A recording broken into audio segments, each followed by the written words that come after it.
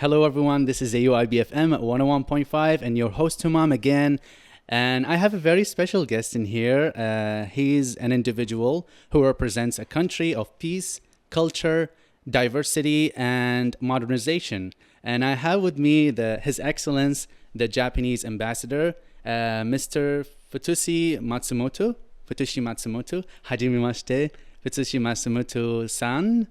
はじめまして。よろしくお願いします。元気ですか？元気です。元気です。お元気ですか？ Okay. 元気です。تمام. Tamam. Ani tamam. How are you, Mr. Ambassador? And I'm very happy to have you inside the studio. So without further ado, for the people, I know that a lot of people know you here in Iraq because you share a lot of pictures about Iraq, a lot of pictures about cats, bazazin, and a lot of people do know you very well. But we want to hear from you again. So tell us a little bit about yourself. If you want to prefer to say it in English or in Arabic, it's up to you. Well, thank you so much. Can I start in speaking in Japanese? Yeah, let's do it. こんにちは皆さん。This is the first Japanese radio station in Baghdad. I know, right? Today. We start today. So today, Homam, he is the first Japanese Iraqi. I am in the first Baghdad. Japanese Iraqi. I'm proud to be the Japanese Iraqi person here. Great to hear. So you went to Japan, right? I went to Japan. Actually, I went to Kamata, Tokyo, and Kyoto, which is my favorite, absolutely. Wow. Yeah, I really love the culture. And what sparked my interest is the respect and the kindness that the Japanese people have in their heart. So I don't know how that came from, because they look very different and they treat other people differently in a very good way. But how did it all start with Japanese people? We are Sharuki, Oriental. More than Iraqis, maybe. I don't know. Maybe, yeah, maybe. But I can see that the culture is different. And here in Iraq, we call Japan the other planet, a completely different planet. So how do you feel about it, that we call you this, guys? Oh, well, actually, just 1 hour ago, I talked to all Iraqi students here at AUIB. At American Space. Yeah, I told them that I myself feel like a spaceman. Okay. Having landed on astronaut. another planet called Iraq. So Okay. both of us, call each other, we coming share the from, same feeling. different planet, perhaps. Yeah, we have different planets here. Right. Okay, so I want to hear about your journey of learning Arabic. So can you Right. tell us about it? Because your Arabic is really good, actually. Wallah. And I swear. Wallah, أنا ما yeah. أعرفش عربي خالص. Okay, I can أقدر أشوف. If I speak in an Iraqi dialect, would you understand? شويتين وثلاثة. شويتين وثلاثة. لا أكثر. أقدر أشوف إنه أنت عندك مزيج باللغة العربية من اللهجة العراقية واللهجة المصرية. So have you been in the Egypt before? صح. Okay. I was in Cairo 1989, long time ago, right? Yeah. Many of you are not born, at the time. So guess, how old I am. But, my first Arabic teacher was Iraqi in Cairo. And his name was Muhammad Hassan and kunyatuhu, yani Abu Furat. So Abu Furat taught me Arabic. So basically my Arabic, grew to be a mixture of, Egyptian, Iraqi. Dialects. And later I served in Beirut, Damascus, Amman, so Shami, So how to say mixture. مشكلة شوية. مشكلة شوية. تماما خليط. سلطة يابانية اسمي يعني فوتوشي مثل فتوش. سلطة يابانية مشكلة تماما خفيفة. That's so خفيف funny. الدم يعني. That's so funny. And how do you feel about Iraq? How long have you been here in Iraq? And how do you feel about the Iraqi people, the Iraqi culture, the historical and the holy places, the sites that we have here in Iraq? Great question. I love Iraq. Thank you. I love Iraqi culture deeply, because you have so many different kind of civilizations from the time of Sumerian period, Akkadians, Assyrians, etc., and then current Iraqis. Yeah. And still you have lots of different kind of Iraqis. Multicultural. So much diversities. And not so much united sometimes. I know. But nevertheless, you're Iraqis, right? So it's really provides me sort of academic, sort of excitement in a way. How like your people can live together with such and diversity. harmony. In harmony, sometimes not in harmony. Yeah. Right? Politically speaking, even economically speaking. Yeah, definitely. But that is a source of, sort of intellectual excitement, to a certain extent, But as ambassador of ambassador of Japan to Iraq, of course, sometimes I may face some headaches, because of that diversity. So there's a mixture of, evaluation to that point. But I try to enjoy my life here, just like in Iraqi enjoy their lives, here, right? Yeah, and I can totally relate to what you said. Although that I've been in Japan for only 10 days, but I can see and I can feel the culture shock that I faced when I was there. Also, although that I was, adapting to their culture and to the way of thinking, the way of acting, and how organized the country is, which is something really new to me for a person who's the first travel in his life was in Japan. So, and how long have you been here in Iraq? About 1 year now. 1 year. I landed here October 19th last year. So, the point you raise is very interesting, how organized in Japan. So organized and so accessible, actually. Yeah, but Arabic word for, the order is, nizam, right? Nizam. Munazzam. So munazzam. Exactly. We have an order, nizam in Japan. But sometimes here, in the Middle East, your people hate nizam. They want to be free. They want to be free. We don't follow any rules. Nizam has different meanings in Arabic too. Yeah. So maybe that's a sources of problem, perhaps. Yeah, I can see. Right. And what about the summer? Because people tell me that in Japan the summer is also very hot and very humid. And what about you here experiencing the summer in Iraq? Amazingly, I don't mind the temperature of, Iraq in summer because it's very dry compared to high humidity in the summer in Japan. So even though the temperature difference in summer is like 15 degrees perhaps Japan and in Iraq, but you feel maybe much hotter in Japan. Because of the humidity? Yep. Exactly. So I think if you go to Japan in summertime, I think Iraqi cannot survive even 1 day. I went in the winter, thankfully. Good. And I actually enjoyed everything. I wake up like at 5 a.m. and the temperature is about 0 Celsius, and I really enjoyed it, and I didn't feel that this is a very strong cold. And it was kind of adaptable for me because I'm a person who likes winter. But for a humid atmosphere, I think I wouldn't survive a day there. Hopefully. Yeah, that's why I always choose this the winter or maybe the fall. Yeah, maybe spring, but not in the summer. We always recommend any foreigners to come to Japan either in the spring or autumn. In the spring, you can see like cherry blossom the last week of March or early week of April, or like autumn, you can see the changing colors of leaves of trees, for instance. And those two seasons are really good. Yeah, and when it comes to Iraq and our historical significance, Iraq has a rich historical and cultural heritage. So for you to be here for nearly over a year or something like that, and did you could you highlight some specific cultural events, maybe traditions or art forms that resonate with the Japanese people and vice versa? Maybe is there a relation between the Japanese and the Iraqi culture? Maybe you can mention that or highlight something about it. Yes, of course. There are certain similarities. For instance, of course, I visited like 2 holy cities, Karbala and Najaf.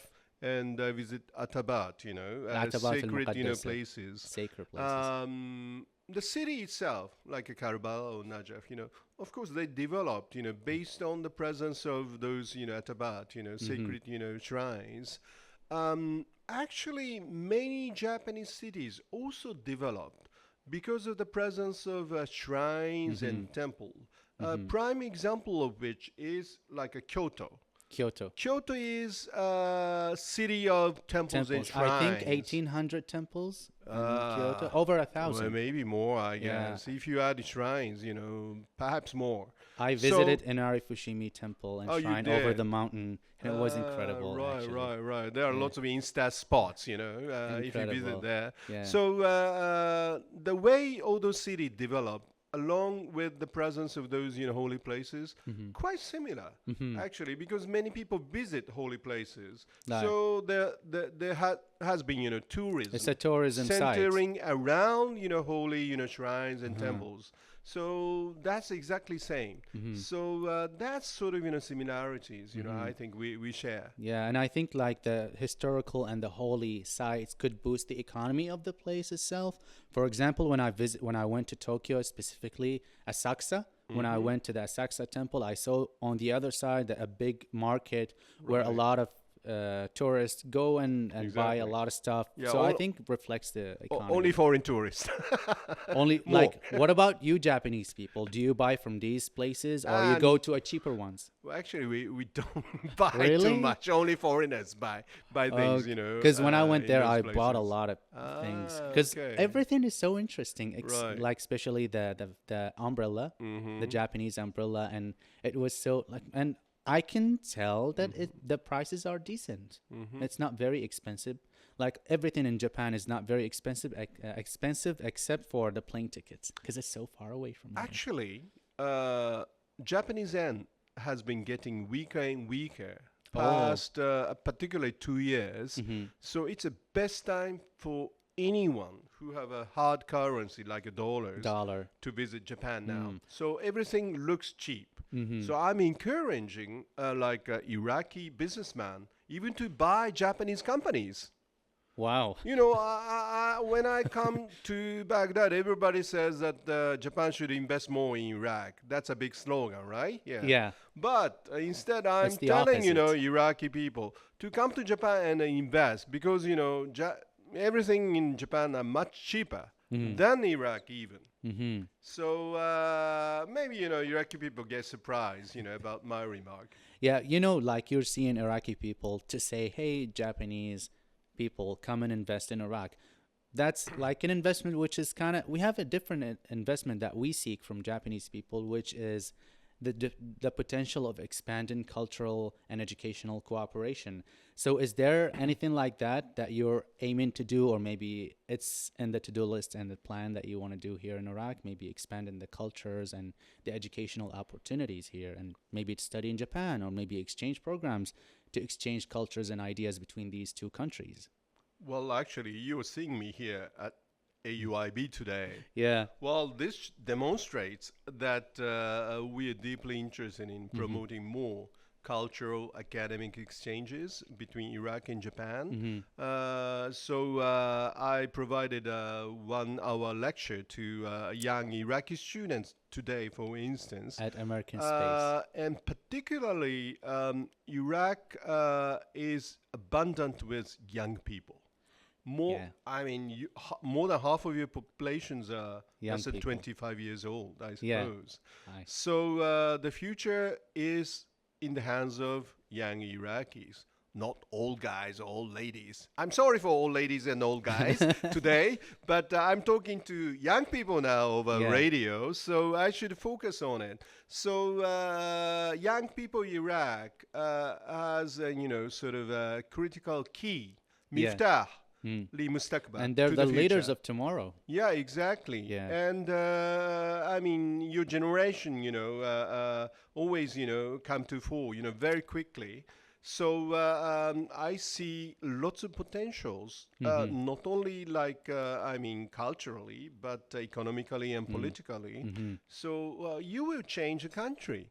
So why not, invest in youth first from our angles, because it's worth money, right? Yeah. So we should do more. We should with invest in them. young people through like cultural exchanges or maybe academic exchanges. we would like to have a more, young students of Iraq come to study in Japanese universities, for instance. Exactly. And also we would like to have a more like a cultural events, at Iraqi universities anywhere. So if there's any request, I just go instantly. I can totally agree with what you said. And I think for our government to support these individuals and young leaders, maybe to send them not only Japan, every part of the world, but let's keep it in Japan. They can go there, they can be the cultural ambassadors. Because when I went to there in Japan, a lot of people are asking me, hey, where you're from? And when I say Iraq, they have no clue. But even when I say Iraq, but when some people know the name in a different language, maybe when I say Iraq, they understand and they know, oh, Iraq, and they come and take selfies with me and they come and hug me and they're so hospitable. But for the majority of people that I met there, they don't know Iraq is.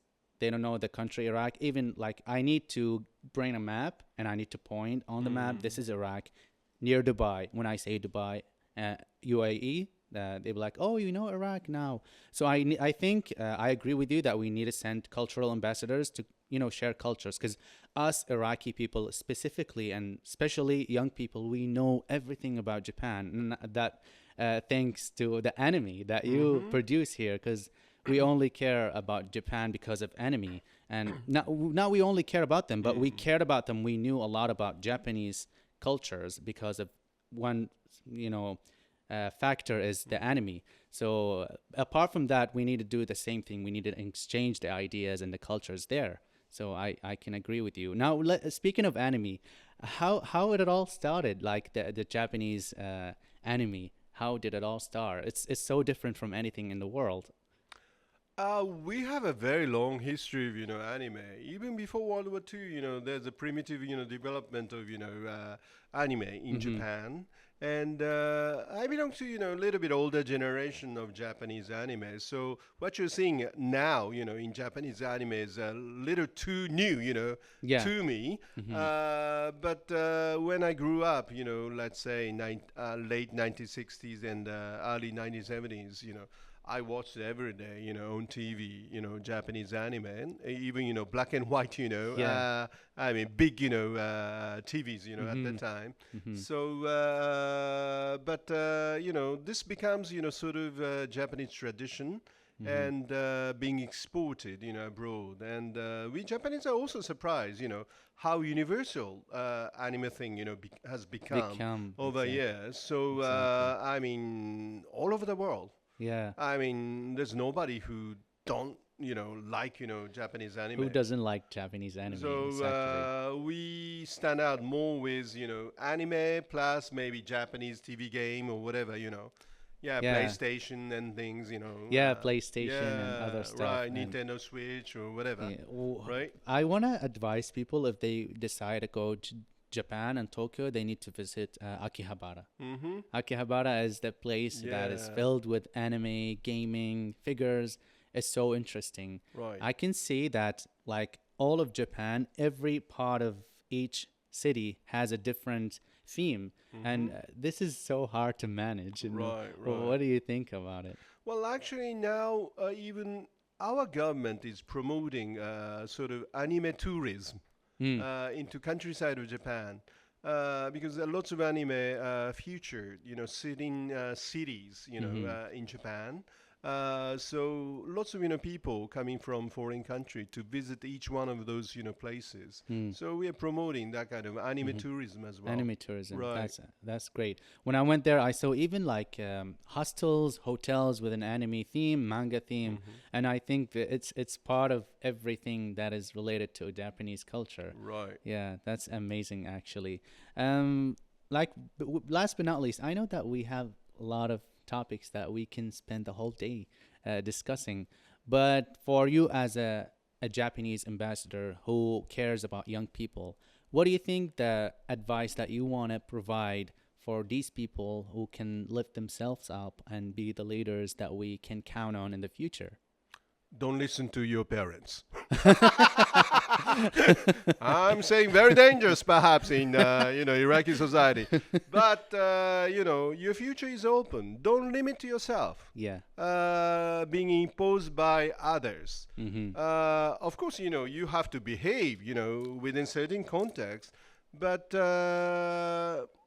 be limitless. Yes, I mean, there's no limit to your potentials. Mm-hmm. So if you set the limit, by yourself, that's the end of it. Yeah. So feel free to fly to the sky. Yeah, that's over to Japan, please.